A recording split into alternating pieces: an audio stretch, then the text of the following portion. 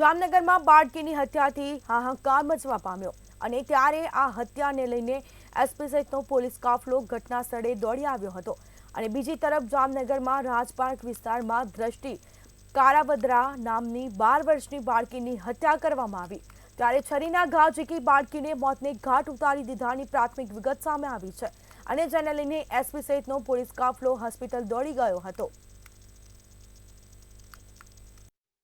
छोकरी टिफिन देवा गई थी। मारा बस फोन कर्यो तो अमे बे माणस दुकान ना काम करवा ऑफिसे गया था। मारी छोकरी ने 10-15 मिनिट फोन कियो ने तो मारी मोटी छोकरी फोन कियो कि मम्मी बेन ने ओला लालजी महाराजे मारी नाखी छे के तू जो हटाव। अमे 20 मिनिटे आव्या तो अमे 108 માં फोन કર્યો तो 108 વાળાએ કીધું કે અત્યારે અમારી પાસે ટાઈમ નથી કે કંઈક બોલ્યા બહુ મેં સાંભળ્યું નથી। હું તો જેટલું જાણું એટલું તમને કહું છું। આવા કારણે 108 વાળાને છે ને ડોક્ટરમાં રહેવું જોઈએ।